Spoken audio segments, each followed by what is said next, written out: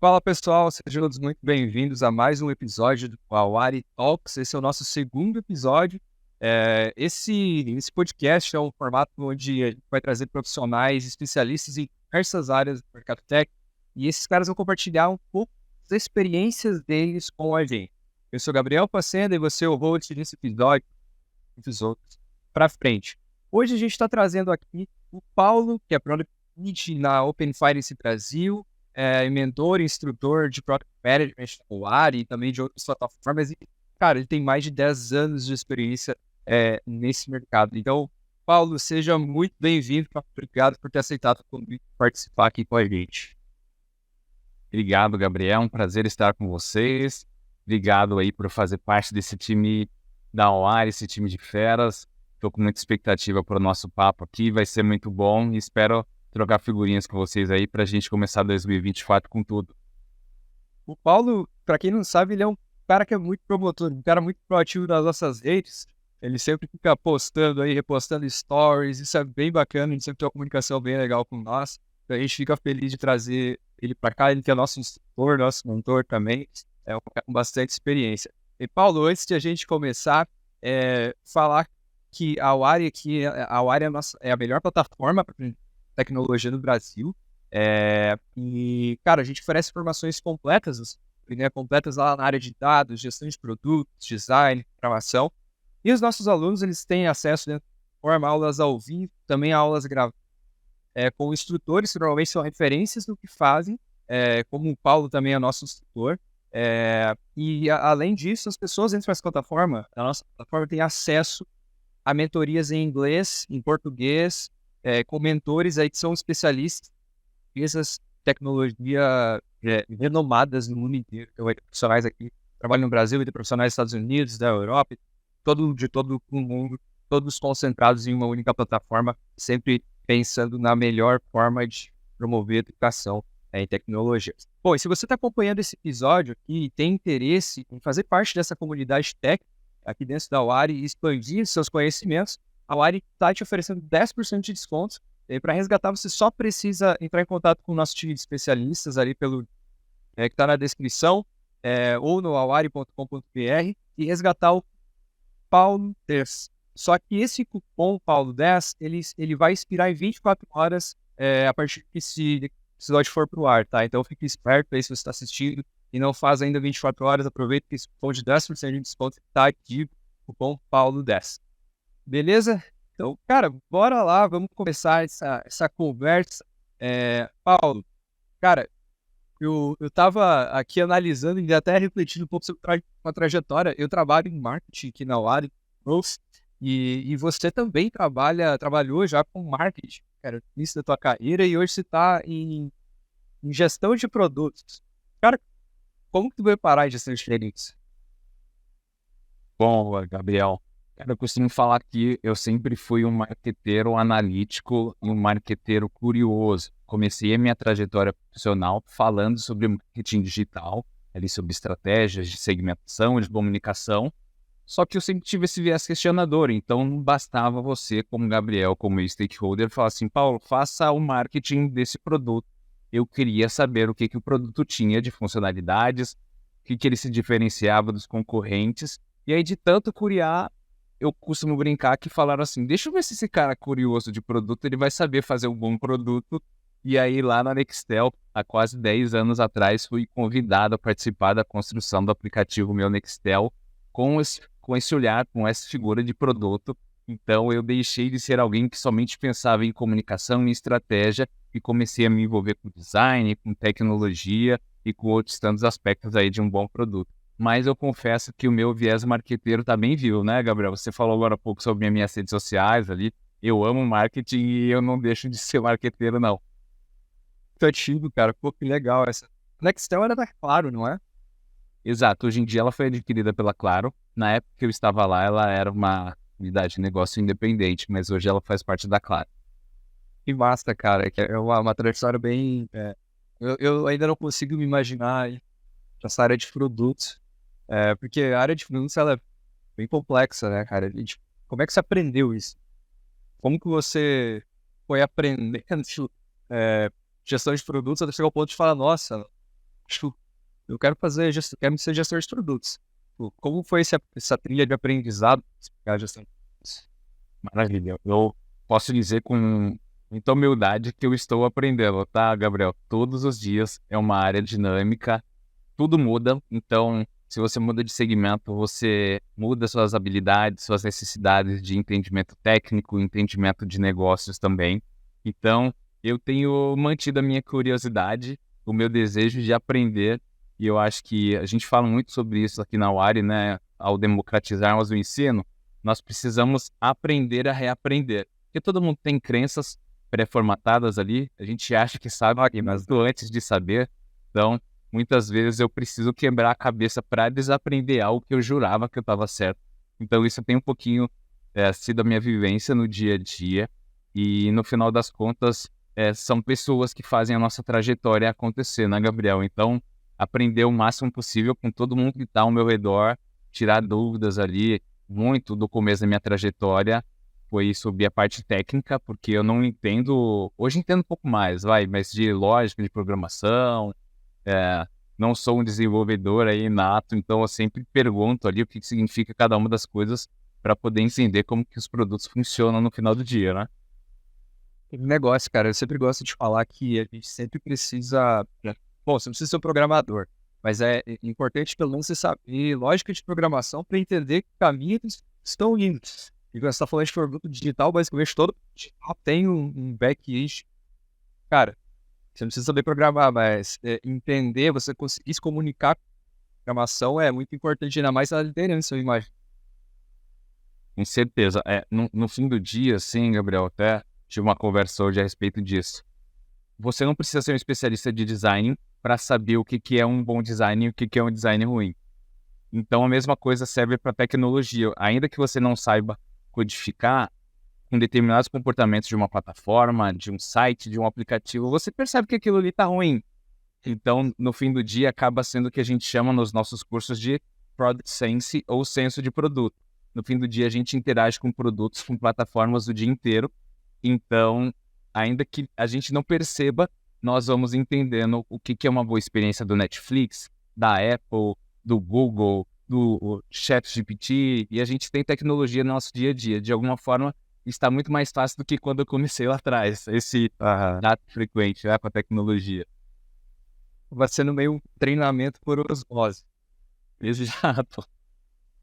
Cara, começo da tua jornada, essa migração, carreira, que você foi fazendo para a Product Management, você conversou com algumas pessoas, tipo, alguns mentores. Hoje você é mentor também. Naquela época você tinha acesso a mentores que puderam fazer essa ponte com você e te apresentar alguns novos pontos de vista sobre você, sobre aonde você queria chegar. Eu confesso que as coisas melhoraram bastante nos últimos anos e a UARI tem um papel fundamental nisso, de formalizar a posição ali de mentores com pessoas mais experientes. Anteriormente, no início da minha trajetória, aí no decorrer dos anos, eu sempre procurei pessoas que tinham experiências nos assuntos que eu gostaria de aprender. Então, não eram mentores formais para poder alguém me falar assim, eu sou seu mentor, Paulo, eu vou te ensinar, mas ao mesmo tempo, em todas as minhas conversas, eu tentava ser intencional. Então, Gabriel, eu tô com uma dificuldade assim, já aconteceu com você ou é só comigo? Eu tô quebrando a cabeça à toa, e aí eu ia pegando algumas dicas no fim do dia. Eu confesso que eu sou um cara bastante acelerado, Gabriel, então eu não gosto de perder o caminho, sendo que eu posso acertar o caminho. Então, geralmente, eu gosto de perguntar para quem ali já venceu desafios parecidos, quais são algumas dicas ali. Não acredito em bala de prata. Eu sei que não são 5 dicas infalíveis para você ser um ótimo Product Manager. É uma trajetória diária, você vai precisar quebrar muita cabeça. Mas, ao mesmo tempo, a sabedoria está em aprender com os erros dos outros, né? Então, eu tento descobrir o que fizeram de errado e tento compartilhar hoje também. Falo muito do que deu errado na minha trajetória. Cara, esses dias a gente estava trocando uma ideia ali antes da área, conversando sobre uns pontos, e a gente falou justamente isso. Quando você analisa pessoas que criaram empresas em um determinado período, você vê que as startups são pessoas sei lá, esse não é um dado preciso, tá? Mas sei lá, de pessoas mais velhas, né, 36, 10 anos, e a gente estava discutindo justamente isso, cara. Hoje, será que vale a pena, se você for olhar para startups que deram certo, normalmente são fundadas por pessoas mais velhas, e aí até um colega me falou, ele falou, eu prefiro, eu quero montar um negócio depois que estiver mais velho, já os mesmos erros. Eu olhei pra ele e falei, cara, não é assim, se você quer montar um negócio hoje, né, se montar o produto que seja, você não precisa se basear simplesmente na estatística que as pessoas mais velhas, os negócios das pessoas mais velhas dão certo. Você pode, sei lá, conversar com pessoas que tiveram experiências e tentar evitar os erros, né, que essas pessoas já viveram na vida delas. Depois encurta um caminho, mas não precisa começar daqui 5 anos, pode começar agora. E você aproveita esses caras para não errar, não cometer os mesmos erros, que é aquele negócio. Sempre que a gente ensina alguém, sempre que eu ensino alguém, eu digo isso também, sempre que você vai ensinar alguém, a gente não quer que essas pessoas cometam os mesmos erros que você cometeu. Eu acho que é o nosso foco de ensino sempre vai ser esse. Exato. Cara, mas legal. Eu tava olhando o teu LinkedIn também, e aí eu vi lá que você trabalha na Open Finance Brasil.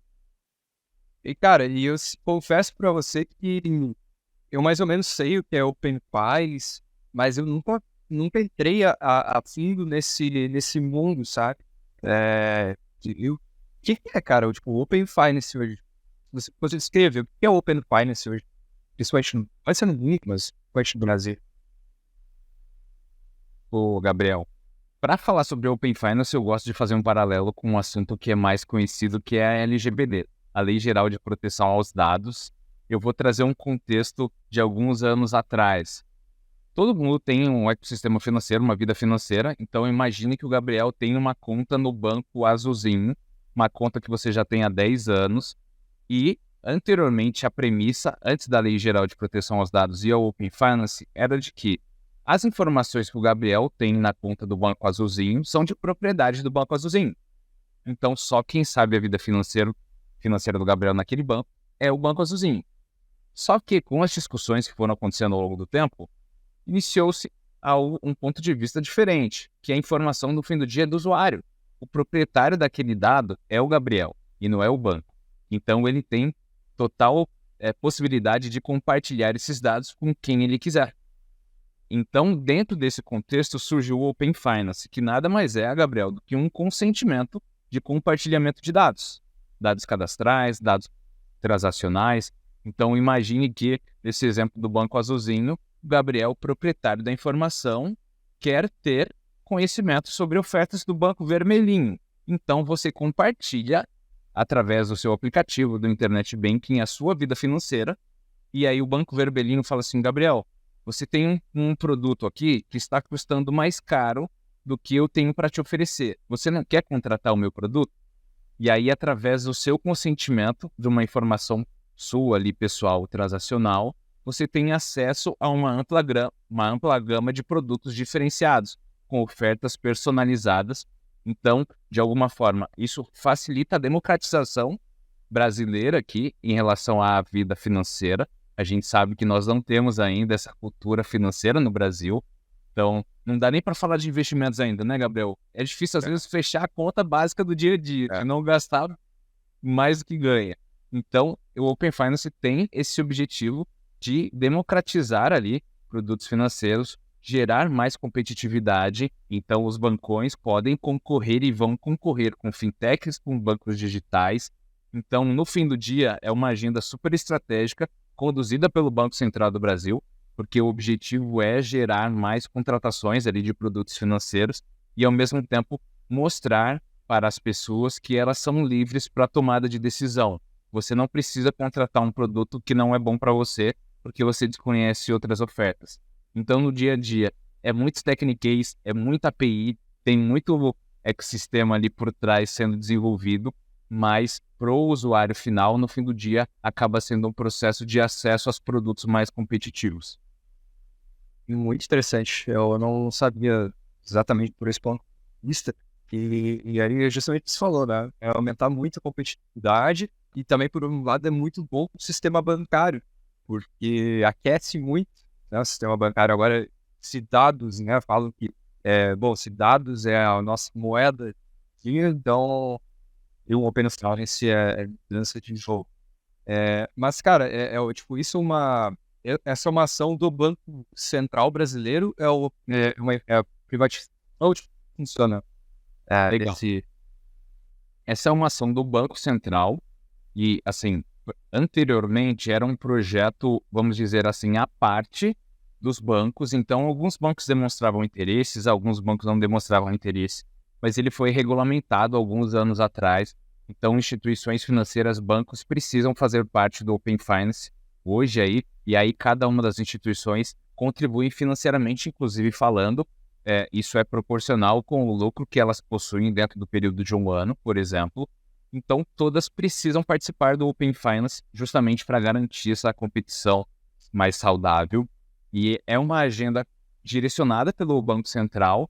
Temos consultorias diversas, inclusive a Chicago Advisory é a consultoria que presta esse serviço justamente para garantir o desenvolvimento de APIs, que de alguma forma, eu costumo fazer um paralelo aqui, Gabriel, é como se fosse uma caixa de água em que todas as casas ali precisam se conectar tecnicamente para que elas tenham o mesmo padrão de APIs, o mesmo padrão de comportamentos.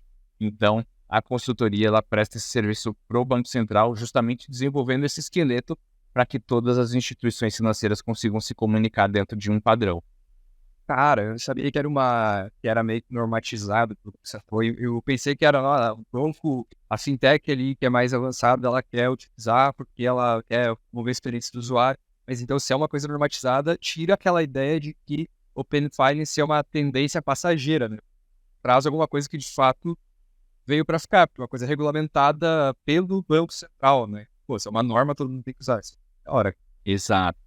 Assim, tem algumas questões, algumas premissas aí, a gente não vai entrar tanto nas nuances, não são exatamente todas as instituições financeiras, todas as fintechs que são obrigadas, mas as principais, quando a gente pensa numa conta digital, elas sim vão fazer parte do Open Finance. Então, não é uma tendência, não é algo passageiro, na bem da verdade, assim, até trazendo um contexto, hoje o Open Finance brasileiro é a referência a nível mundial. O Open Finance ali no Reino Unido começou com esse embrião mesmo, com esse conceito, com essa ideia, e hoje de cara o Brasil já é um porta-voz do assunto para a América Latina, para outros países, para Israel, para o Dubai e companhia. Então, nós seremos um celeiro aí de tecnologia para o mundo inteiro. eu imagino que tenha muito hater dessa ideia. Aquelas pessoas que ficam falando, agora o governo vai saber tudo da minha vida, mas imagino que deve ter muito isso. É uma questão assim, Gabriel, muito sensível. Você que trabalha com marketing também sabe disso.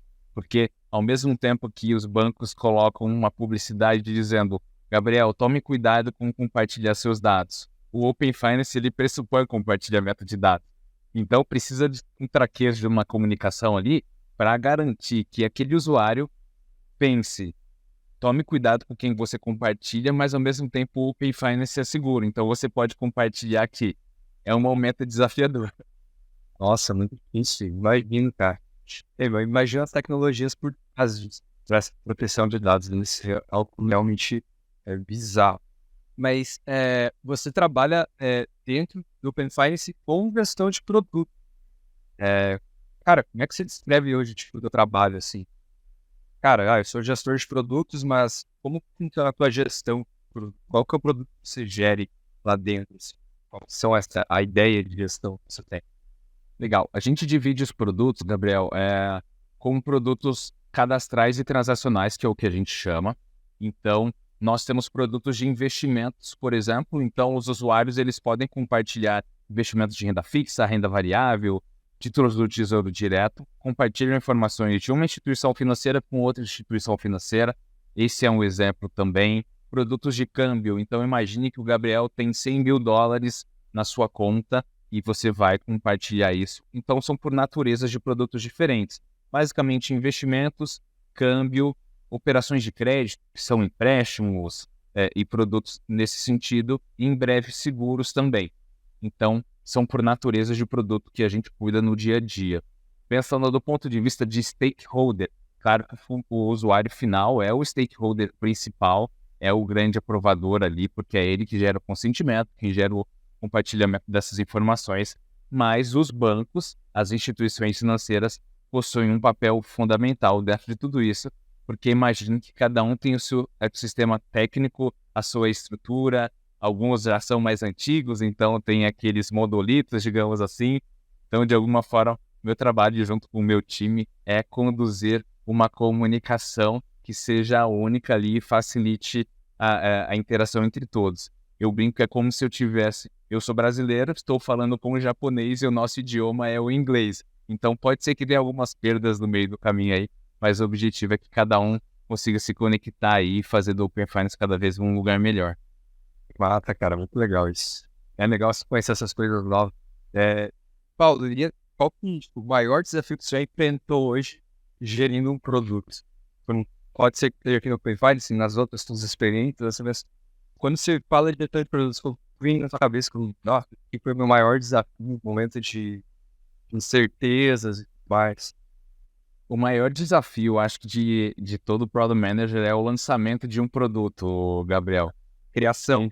Ali é a criação. Porque, assim, pensando do ponto de vista estrutural, de experiência, isso a gente consegue resolver com pesquisas de alguma forma, é o que a gente estuda nas aulas. Mas o que efetivamente vai gerar resultado é a venda daquele produto, é o uso daquele produto. No dia 1 que você tem o lançamento do Go Live ali, que você fala assim, cara, o produto está no ar, quem quiser comprar, pode comprar agora. É aí que dá aquele frio na barriga gostoso, de você poder falar assim, cara, eu criei aquelas metas junto com o meu líder ali, com o departamento da empresa, de que a gente ia ter 100 mil vendas naquele mês. E aí você vai acompanhando 1, 2, 10, e aí aquele número de 100 mil acaba sendo praticamente inatingível. Eu acho que esse é o grande desafio, de você sair da teoria, que na teoria PowerPoint aceita tudo, o Excel aceita tudo, mas a realidade é muito diferente. Assim como quando você trabalha com marketing e você sobe uma campanha, você tem expectativas, mas se aquilo vai dar certo, ninguém sabe. Nunca sabe, né, cara? Às vezes a gente tem que mudar as metas, senão a gente não é aqui. Cara, mas foi legal esse ponto. E você começou a fazer mentorias quando você decidiu, nossa, agora eu acho que eu quero começar a mentorar e tal. Qual que foi a ideia que te levou a ser um mentor nessa área de... Legal. Cara, assim, dentro das minhas reflexões ali, eu acho que no mundo da pandemia ainda que isso aconteceu, comecei a pensar a respeito de que, poxa, cara, minha carreira precisa ser algo mais do que trabalho, entrego os produtos, ganho meu dinheiro, pago os meus boletos e tá tudo certo. Eu queria me conectar com o meu propósito, sempre pensei e considerei muito pessoas no meio do caminho, e aí eu pensei em formas de, cara, como que eu posso ajudar? Porque no fim do dia nós trabalhamos em empresas, em ecossistemas de negócio, e aí parece, às vezes, até um mundo macabro, né? A gente tá para o escritório, a gente faz isso e aquilo outro, mas o que eu tô fazendo pela sociedade? É mais fácil entender isso quando a gente pensa num médico, num enfermeiro, num bombeiro. E aí eu pensei, cara, mas se é isso que eu faço, eu quero ajudar alguém com o que eu faço. Eu quero trazer aprendizado, conhecimento. Aqui, contando um pouquinho da minha história, Gabriel, sempre fui muito estudioso. E aí, algumas vezes eu pensava assim, cara, mas o professor está explicando de uma maneira difícil. Meus colegas não estão entendendo. Então, o que eu posso fazer para cortar esse caminho e facilitar esse aprendizado? Então, eu fui desenvolvendo ali uma retórica desde mais cedo, assim, para tentar tornar o ensino algo mais acessível. E aí, muitas experiências de vida, assim, me levaram a querer compartilhar aquilo que eu tenho aprendido. E no fim do dia é uma troca, Gabriel, porque nenhuma mentoria é igual à outra. Às vezes a gente pensa que vai para ensinar e a gente volta aprendendo muito mais coisas. Nas aulas ao vivo, a mesma coisa, nas trocas ali.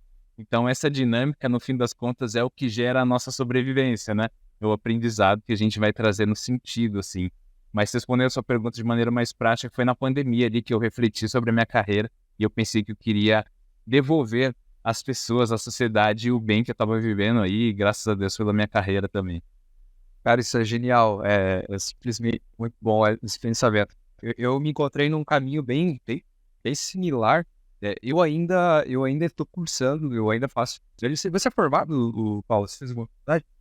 Eu sou formado em marketing pela USP, inclusive. Caraca, foi legal. Eu faço engenharia física na UFSPar, em São Carlos. E eu também, no momento, chegou um dia, assim, eu moro hoje em casa, Catarina, moro aqui no estado de São Paulo, e aí um dia voltando para casa, aquela vez eu estava indo de ônibus, tinha muito tempo para pensar, e eu parei pra pensar, cara, por que eu tô fazendo, por que eu tô aqui, por que eu tô fazendo isso, sabe? E aí comecei a refletir no sentido das coisas, como que a gente busca esse sentido, e como todo mundo tem que propósito, uma coisa que faça no final do dia te faça bem, né, cara? E, pô, esse ponto da mentoria é muito interessante. Bem legal mesmo. Pô, é um ponto de vista diferente, bem diferente. Cara, isso me traz, assim, um conforto várias vezes, assim, quando as coisas dão errado, na hora a gente fica bravo, né? A gente fica irritado. E eu falo assim, cara, eu sou muito cabeçudo, como que eu deixei isso acontecer? E aí, só que se a gente não traz o sentido, o erro se torna simplesmente o erro. Mas quando eu percebi que o meu erro poderia significar o não erro de outra pessoa, eu comecei a enxergar as coisas de uma outra forma. Então, que bom que eu errei para outras pessoas não precisarem errar. E aí isso trouxe sentido ao meu sofrimento de alguma forma ali, sabe? Cara, isso é muito bom. Que filosofia legal, Paulo. Parabéns. Nossa. Eu vou enfim o meu psicólogo, porque ele tá me ajudando a desenvolver tudo. Obrigado, psicólogo do Paulo. Pô, isso aí tá ajudando bastante. Cara, muito bom. E assim, você falou, né, que tem muitos erros, tal, ensino para as pessoas. E eu imagino que tem muita gente que chega na gestão de produtos com muitos mitos formados na cabeça nessa área, né? Eu imagino que tem muita gente que chega falando, nossa, o gestor, sei lá, Deus, não sei o quê. Tipo, qual que é a maior coisa, tipo, os maiores mitos que você se esforça ali para explicar pra galera? Ou sei lá, que mitos que essa galera, você sabe, nas aulas. Boa. Cara, acho que um dos mitos mais de cara que aparecem é que, será que a gestão de produtos é para mim? Porque muitas pessoas vêm de especialidades diversas, Gabriel. Tem gente que é advogado, tem gente que trabalhou. Já tive aluno, inclusive na UARI, foi jogador de basquete profissional. Caraca, Então, tem gente de várias profissões diferentes, e aí quando chega falando, eu já falo que a nossa carreira é Product Manager, já começa com o distanciamento do inglês já, né? Uma pessoa que não tem afinidade com o inglês fala assim, mas cara, que raio que é Product Manager? Então, né, começa um negócio inacessível, assim, parecendo que todo mundo é o Steve Jobs. Então, eu falo assim, calma, gente, não é assim. No fim do dia, essa primeira barreira de pensar que algo não é para mim, já é algo que eu sempre tento trabalhar. E aí é trabalhar no processo de aprendizagem mesmo, tá, Gabriel? Costumo falar que nós, seres humanos, a gente tem o cérebro com a mesma configuração e com a mesma capacidade de aprendizado. Então, se eu aprendi e hoje eu tô falando com você, e eu nasci sem saber falar. Então perceba como a gente consegue adquirir habilidades que a gente não tinha. É a mesma coisa para uma nova profissão, para uma nova área, para uma nova carreira. Então, se você estiver disposto a desfrutar dos benefícios e passar pelas dificuldades, você pode se tornar um Product Manager. Isso eu acho que é um recado para todas as pessoas, assim, sabe? Então, a dificuldade natural, algo que eu gosto de falar também, Gabriel, é estressante. O processo de aprendizagem, ele é estressante. Todas as vezes que a gente se depara com um conhecimento novo, os neurotransmissores estão ali, cara, funcionando a todo vapor. Às vezes a nossa cabeça até esquenta, né? E aí você fala assim, cara, não vou conseguir aprender isso, não é para mim. Só que na verdade é um estresse de uma informação nova que você está tentando juntar com algum conhecimento prévio que você já tinha. Então, o que eu sempre falo para as pessoas, dê tempo ao tempo. Então tem gente que quer sair devorando, que quer estudar 24 horas por dia. Cara, leve isso como uma viagem de longo prazo. Não é algo de simplesmente sair correndo, assim, é uma maratona, não é uma corrida de 100 metros. Então faça com bastante parcimônia, com bastante cuidado ali também. E aí uma outra coisa que sempre surge de dúvidas também é a famosa pergunta se um Product Manager precisa saber desenvolver. E eu falo que não necessariamente. Algumas empresas, alguns desafios precisam que o Product Manager seja também alguém que já teve uma experiência como desenvolvedor, mas na sua grande maioria não é um fato. Isso não significa que você não vai precisar se desenvolver e aprender a ler ali de alguma forma códigos, ter uma lógica de programação por trás. Mas eu acho que são os principais mitos que surgem ali no dia a dia, sabe? Você falou ali da dificuldade, todo mundo quer sugar muito conhecimento com pressa e acaba ficando ansioso. É, eu vivo muito isso na minha formação enquanto ainda aluno, né? Mas e tal, a gente se depara, os professores, eles comumente falam assim, engenharia física é um curso muito difícil. E assim, os professores, eles pegam e eles falam, cara, você tem que chegar em casa, bater o olho no problema e ir dormir. Porque quando o problema é difícil demais, teu aprendizado ele tem que ser mais demorado, que amanhã você acorda com uma ideia diferente. Eu acho que serve muito aí qualquer coisa, a ideia de negócio. Hoje eu tenho a ideia de montar um produto, um negócio, que eu penso, eu discuto aqui com o Paulo e, nossa, acho genial, e aí eu quero implementar hoje ainda e falo, não, calma, dormi. Aí, pô, no outro dia você acorda e se faz a reunião com o Paulo de novo, você vê, caraca, olha, tem isso aqui que a gente percebeu, isso aqui pode mudar. Então, a gente fica mais experiente, né? Com o passar de um simples dia para o outro, a gente consegue refletir, olha, dá para ir nesse calor, nessa discussão. Então, Sim. pô, muito legal. O Paulo é uma pessoa que fala muito bem, hein, pessoal? Caraca, um discurso muito bom, dá para ver que é mentor. Ah, vamos compartilhar tuas redes sociais aí, Paulo, para o pessoal te acompanhar. E aí, teu Instagram, Legal. qual O a Instagram é @paulolisboa.br, de Brasil mesmo. Sou brasileiro, tenho orgulho de ser brasileiro, Gabriel. E aqui nem só de jogador de futebol se faz o Brasil. Então, eu sou um Product Manager que quer levar o Brasil aí, mundo afora. E o meu LinkedIn é Paulo Victor Lisboa. linkedin.com/, Paulo Victor Lisboa. Show de bola, cara. Galera, ó, eu vou deixar aqui nas descrições, em todas as descrições possíveis, vai estar aí para quem quiser acompanhar o Paulo. Ele publica bastante conteúdo, eu acompanho ali, é um cara que está sempre muito ativo e isso é bem legal, conteúdo bem interessante para no dia a dia, porque a gente já segue um monte de besteira, né, Paulo? Então é bom a gente se policiar um pouco, seguir o postal útil para a gente consumir conteúdo. Cara, assim, pensando em estratégia de produto, tá? A gente sabe que Product Management, no geral, sei lá, Product Owner, tem diversas metodologias, porque afinal é uma escola, né? É uma escola, é uma filosofia, todos as suas metodologias envolvidas. Mas eu queria saber se você acha alguma coisa nesse processo ó, de desenvolver um produto que está ultrapassada. Tipo, você fala que, nossa, isso aqui deveria mudar, ou sei lá, isso aqui eu já mudei, isso aqui não. Tem alguma coisa que você discorda hoje em dia no processo? Eu acho que algo que eu discordo, ele é muito mais comportamental do que do ponto de vista de metodologia, tá, Gabriel? Pontos que eu acho importante a gente falar. Um bom produto, ele é construído com várias cabeças pensantes. Então, você não vai ser, provavelmente, eu falo, eu não sou o Steve Jobs, então eu não consigo ter todas as ideias sozinhos. Então, eu preciso conversar com várias pessoas do meu time ou de fora do meu time para estabelecer um olhar melhor para determinadas situações. Então, você não querer ser estrela já é um ponto importante. Anos atrás, tá, Gabriel? Se falava que o PM é o CEO do produto, que ele podia decidir o que ele quisesse. Na vida real não é assim. Você continua tendo líderes, você continua precisando prestar contas, você tem stakeholders para cuidar.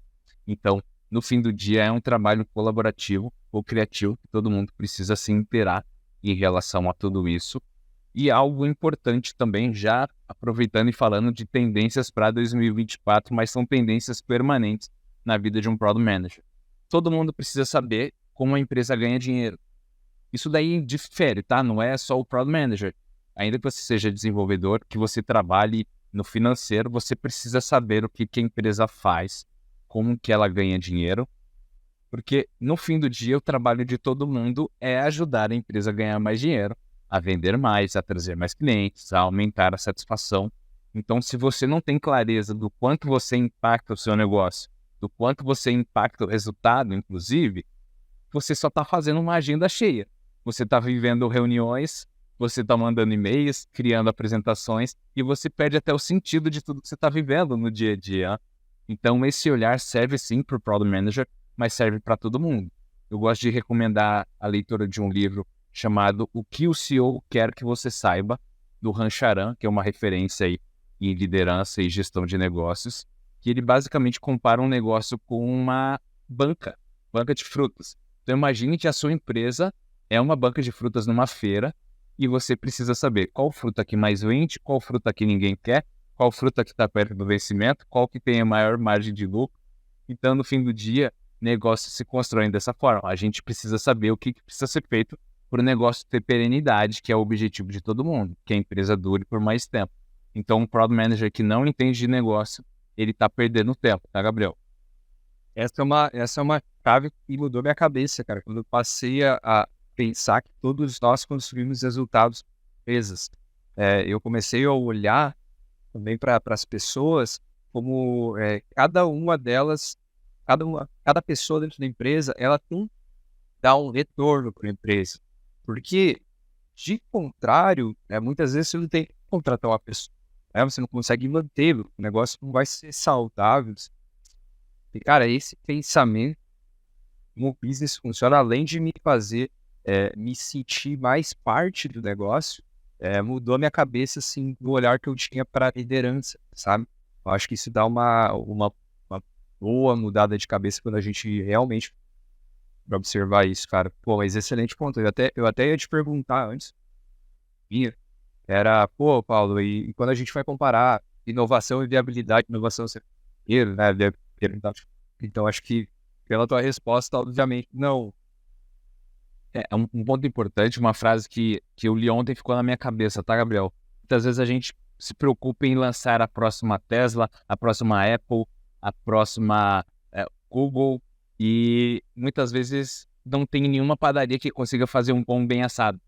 Então, às vezes, o básico bem feito é algo que vai resolver muitas das dores que os alunos trazem no dia a dia, associando a gestão de produtos, o Product Management, com a inovação do ponto de vista disruptivo. E eu falo assim, gente, calma, tem muitas empresas no Brasil e no mundo que fazem melhorias que são implementares, são complementares. Não é o Uber não surge todos os dias, Netflix não surge todos os dias. E provavelmente não é algo que vai acontecer o tempo todo. Então, se nós tivermos uma ótica de, muitas vezes, um básico bem feito, quando eu falo básico bem feito, não é fazer qualquer coisa, né, Gabriel? É a gente atender as necessidades do usuário. É para isso que o produto existe. Eu lembro aí falando sobre marketing, né? Eu estudei Kotter lá na faculdade e aí falava que o marketing ele tem esse viés de ser um processo humano de trocas em que existe ganho entre ambas as partes. Então, um Product Manager, ele é alguém que constrói valor para um usuário e constrói valor para o negócio também. Então, seja isso de uma forma muito disruptiva, ou seja isso de uma forma básica, tá tudo bem. Funcionando, gerando resultado, tá tudo bem para todo mundo. Olhando para isso, cara, você falou uma coisa, não sei porquê, mas despertou na minha cabeça uma coisa que uma gestão de produtos ela é muito ampla, muito ampla. Ela pode ser gestão de produto digital, como pode ser de um físico. E aí me traz a cabeça, cara, tem muita empresa grande, muito mal gerida, produtos muito mal geridos. Então, se você simplesmente quiser se dedicar à gestão de produtos, ser um excelente gestor, com certeza vai ter espaço nesse indústria tradicional ainda. Porque, cara, a gente sabe que os processos são muito ineficientes em muitas companhias.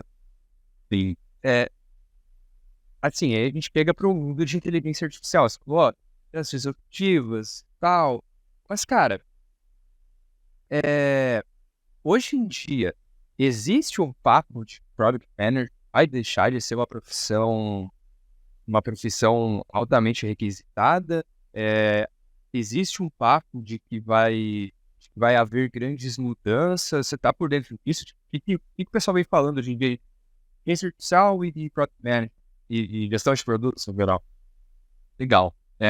Ponto importante que eu gosto de falar sobre isso, tá, Gabriel? Primeiro, assim, muitas pessoas não entendem o que é uma inteligência artificial. Então, quando a gente interage com um chatbot, por exemplo, que é uma automação de processo, que é um roteiro pré-formatado, algumas pessoas estão chamando de inteligência artificial. E não necessariamente é isso. Então, é um ponto importante de nós definirmos o que é uma inteligência artificial. Outra coisa, A gente passa por um momento aí macroeconômico a nível global, nesse mundo pós-pandemia, que nenhuma empresa tem dinheiro sobrando. Investir em inteligência artificial é caro.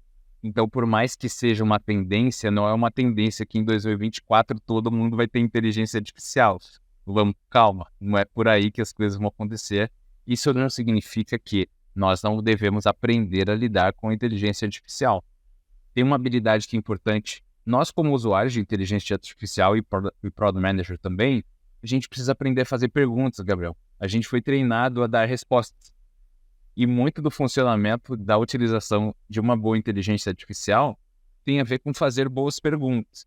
Então, um ser humano capaz de fazer boas perguntas, de alguma forma, ele nunca vai se deixar ser substituído pela inteligência artificial, porque ele consegue ter uma arte de reflexão ali. Ele pensa se aquilo ali que está sendo exposto a nível de informação faz sentido. Eu uso bastante no meu dia a dia, tá? ChatGPT, Bard, por aí vai. E muitas vezes eu testo para saber se as respostas são coerentes, e tem muita coisa que não é coerente, Gabriel. Então, se você perder essa análise crítica, você vai ficar confiando em uma inteligência artificial. Claro, vai ser muito melhorada ainda, mas por trás de toda inteligência artificial teve alguém que precisou pensar. Então, a gente precisa estar pronto a isso aí também, né? Então, fazermos boas perguntas, estarmos preparados para lidar com tudo isso. Exato. Também uso bastante, somente o GPT, para automatizar algumas coisas. Cara, se você quer fazer uma pergunta, faz uma pergunta mal elaborada, às vezes a resposta é péssima, péssima. E aí você pensa, não, cara, eu também não quero do zero, então eu preciso de uma base melhor para ver se vai lá e elabora uma pergunta, aí você coloca tudo que tá na tua cabeça, você aprende a descrever o que você tá pensando. E aí, pô, te dá uma base muito melhor. Massa. Você tá no mercado há quanto tempo, Paulo? Mais de 10 anos? Quanto tempo? Eu já estou há quase 12 anos no mercado, comecei minha atuação em marketing ali, como eu disse, e vou completar no ano que vem 10 anos de gestão de produtos. Então, já estou aí virando um tiozinho da gestão de produtos. Cara, quando você saiu dessa área tradicional, né, marketing, você foi para gestão. E que você descobriu alguma coisa nova sobre o mercado? Tinha sobre alguma coisa que de fato marcou assim, caraca, eu não imaginava o mercado era assim. Você chegou em algum ponto, tu imaginou isso? Observou isso? Cara, eu acho que um dos grandes pontos de transformação da minha carreira, inclusive, até fazendo um paralelo aqui pessoal, tá, Gabriel? Minha esposa também é formada em marketing, e aí dentro das nossas trocas ali do começo de namoro, na época, ela me perguntou, né? Você tá indo para uma área digital, mas o mundo ainda é muito varejo, a gente vai no supermercado, em shopping center, e aí eu lembro de conversar com ela sobre o uso do celular. O celular, todo mundo já tinha começado a utilizar o celular, com bastante frequência ali, e tinha na época Facebook, Messenger e coisas do tipo. Então, de alguma forma, eu já identifiquei ali, naquele momento, que os produtos digitais iriam gerar hábitos. Então, já foi uma tendência que eu vi anteriormente, e é algo que a gente vivencia isso na prática, né, Gabriel? No dia a dia, assim, às vezes a gente está dirigindo, cara, a gente pega um semáforo vermelho. Primeira coisa que a gente faz é pegar o celular para ver se tem alguma notificação, alguma mensagem de alguma coisa. Então, nós deixamos de estar no mundo digital e o mundo é digital já. Então, não preciso mais me conectar à internet. A partir do momento que eu acordo até a hora que eu vou dormir, eu já estou conectado. Então, isso gera uma oportunidade imensa, mas ao mesmo tempo um desafio. Eu costumo falar com os meus alunos que no fim do dia todo mundo briga por atenção. Os nossos produtos brigam por atenção. Então, quando a gente fala sobre Netflix, quem que é o concorrente do Netflix?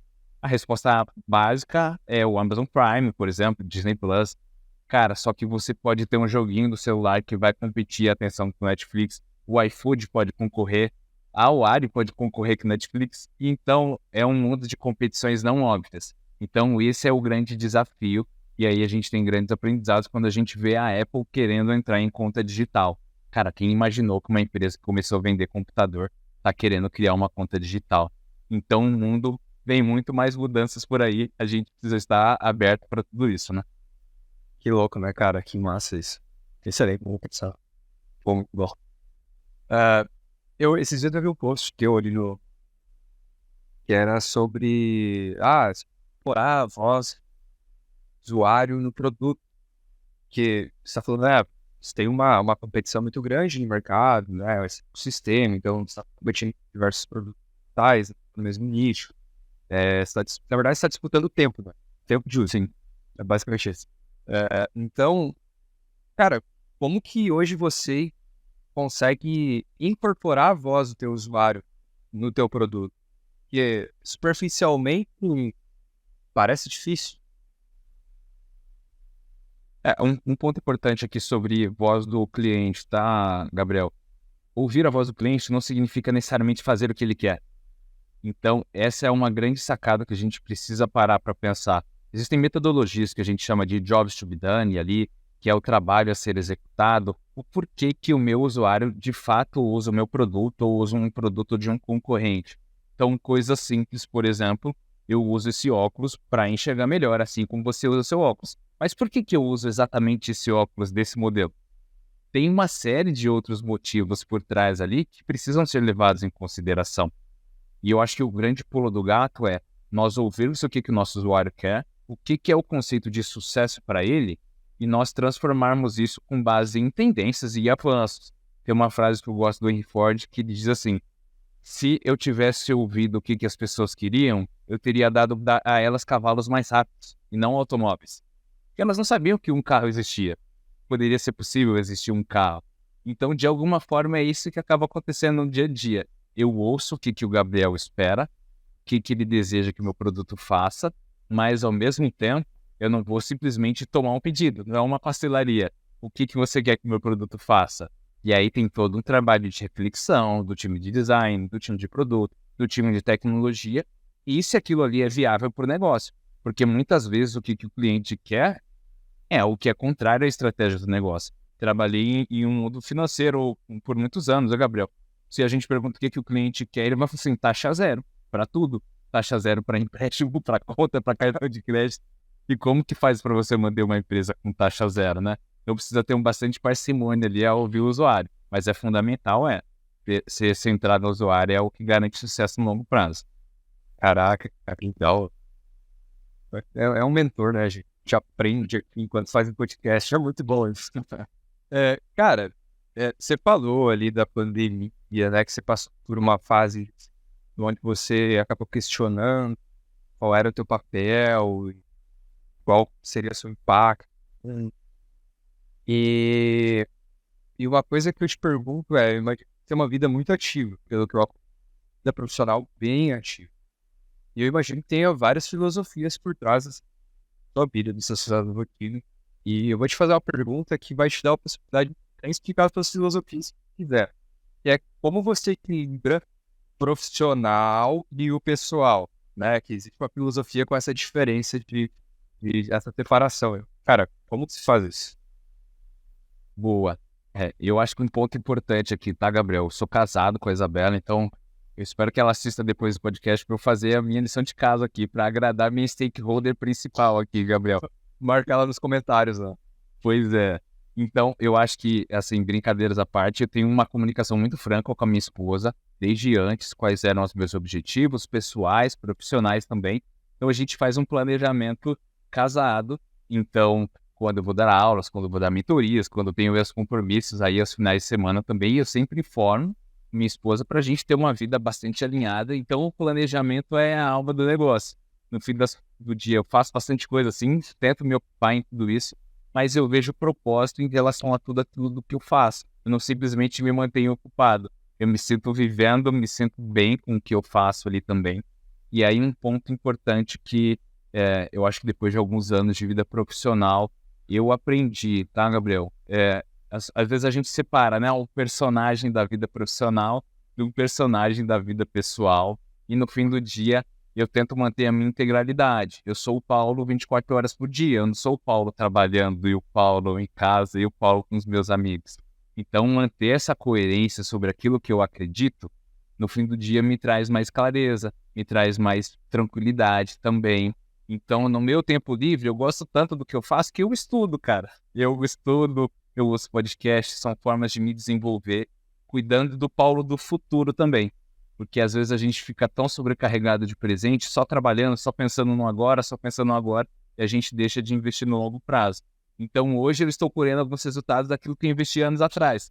E eu espero que daqui a 5 anos, 10 anos, eu colhe os resultados do que eu estou plantando hoje também, né? Então, só de estar aqui falando com você, já estou colhendo o resultado de algo que eu plantei algum tempo atrás. Então, eu acho que, de alguma forma, graças a Deus, o caminho está dando certo. Cara, muito legal a tua visão. Uma filosofia bem legal, é bem interessante. Quem tá ouvindo, com certeza vai gostar. E eu também sempre tento fazer isso, cara. Eu sempre falo, meu, não existe dois Gabriel. Se você me conhecer aqui trabalhando, sei lá, num barzinho, sabe, no shopping, o papo que a gente vai ter da mesma forma. Eu acho que eu incorporei isso, que eu faço o que eu gosto, você faz o que você gosta. Então a gente vive isso porque a gente gosta. Eu acho que isso é algo de valor. É. Bom, cara, se você, assim, sei lá, cara, a gente tá numa época de IA cada vez mais poderosa, né? Você, você prevê o surgimento de alguma coisa que possa alavancar e muito trabalho hoje na área de gestão de... Cara, eu acho que o que no fim do dia a gente vai ter de ganhos com a inteligência artificial, Gabriel, são as trocas. Eu não acho que a inteligência artificial vai substituir, como eu falei, o pensamento humano. Só que ao mesmo tempo, vou te dar um exemplo prático do dia a dia. Quem já trabalha na área aí sabe que a gente escreve, às vezes, critérios de aceite para o nosso produto. Uma definição de escopo ali. Você pode pedir sugestões para uma inteligência artificial, ela pode te trazer alguns outros casos de uso. Então, isso vai facilitar uma troca. Eventualmente, o que você faz com uma pessoa, você vai fazer com uma inteligência artificial também. Outras coisas, né, que na minha época, a pessoa precisaria fazer uma apresentação no PowerPoint, precisaria saber mexer no Miro, no Figma e coisas do tipo. Com o crescimento da inteligência artificial, você talvez não vai precisar executar tanto assim, mas você vai precisar, de novo, conseguir criticar o que é bom, o que não é. Vai precisar saber pedir também. Então, no fim do dia, eu costumo brincar que cara, como serviço de casa, você pode contratar alguém para limpar a sua casa, mas você sabe o jeito que você gosta, não sabe? Então, pelo menos pedir, você vai ter que saber pedir. É a mesma coisa com a inteligência artificial, cara. Eu tento fazer esses paralelos com o dia a dia porque fica mais fácil o entendimento, né? É muito mais fácil, cara. Fato. Da onde você quer chegar, né? Você vai usar ela como uma alavanca. Assim. Então, um clone seu, por exemplo. A gente vai se encaminhando para o final, porque já deu mais uma hora aqui. Eu sei que você tem muito mais compromisso na sua agenda. E eu queria te fazer uma última pergunta, principalmente pensando no nosso público que está aqui assistindo. Então, cara, quais dicas ou uma dica principal que você para quem está começando hoje e aspira a se tornar um líder na área de gestão? Qual é a principal dica ou as que você tem, assim, que são fundamentais que mudariam essa conversa? Legal. Um ponto importante sobre entender pessoas, se preocupar com pessoas e aprender a lidar com pessoas. Para você se tornar líder, não basta um cargo. Então, as pessoas precisam enxergar você como líder, precisam respeitar você como líder. E isso, pelo menos dentro dos meus valores, né, Gabriel? Isso se faz com transparência, com humildade, com sinceridade, com comunicações assertivas ali também. Então, para você liderar, você precisa de pessoas que vão te ajudar como parte do seu time, pessoas que vão te liderar também, que todo líder também é bem gerido. Então, no fim do dia, priorizar pessoas é algo importante. Falando especificamente de liderança de produtos digitais aqui, é importante entender sobre o negócio. Então, vou bater nessa tecla de novo. Entenda quais são os seus desafios estratégicos, como que os produtos que você já tem podem ajudar nesses desafios, os produtos que você possa vir a lançar. No fim do dia, um produto existe para atender o objetivo de uma empresa. Descubra quais são esses objetivos e corra junto para lá. Eu acho que são as duas dicas principais, assim. Eu acho que, e por fim, acho que algo que a gente tem aqui como premissa na UARI também, nossos pais falavam, quando você se formou, quando você terminou ali a sua formação, e no fim do dia a gente não se forma mais, Gabriel. Nós estamos em formação até o fim da vida. Talvez muitos de nós não iremos nem aposentar. Então o aprendizado, ele deixou de ser algo formal, do ponto de vista eu vou para a escola, vou para a faculdade, vou para a pós-graduação, e passou a ser um estilo de vida. Então isso é algo que eu tento trazer para a minha rotina também.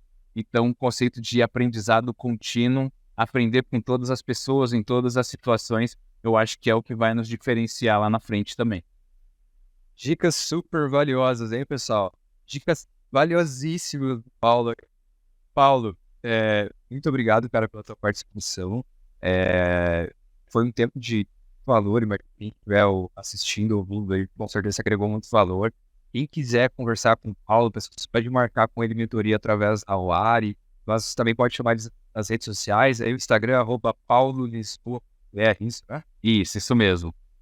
E a gente vai deixar as redes sociais aqui nas descrições também, para vocês acessarem, então podem ficar à vontade. Paulo, muito obrigado pela tua participação, cara. Foi um prazer, Gabriel. Bom, pessoal, infelizmente esse episódio então chegou ao fim. Esse e outros episódios eles vão estar disponíveis em plataformas de streaming daqui ao tempinho. Então conte para nós o que vocês acharam desse podcast, esse assunto, se você achar alguma coisa que não faz sentido, se querem dar um feedback para mim, feedback para o Paulo, fique à vontade nas nossas redes sociais. Vocês podem seguir lá o @AuariBrasil no Instagram. A gente também vai deixar as redes sociais aqui na descrição. Acesse nosso Instagram, acesse nosso site, auari.br, e conheça um pouco mais sobre essa plataforma. Tem muita coisa para aprender lá dentro, em todas as linhas de aprendizado, dados, programação, marketing, se vocês quiserem aprender, tem lá dentro. Então, realmente é a melhor plataforma para aprender tecnologia no Brasil. E o nosso episódio fica por aqui. Aguardo vocês no próximo, acompanha a gente, sempre vai liberar a agenda da programação da semana lá no Instagram, então acompanha nós para a gente poder difundir esse conhecimento no mercado. Um abraço e até a próxima. Valeu!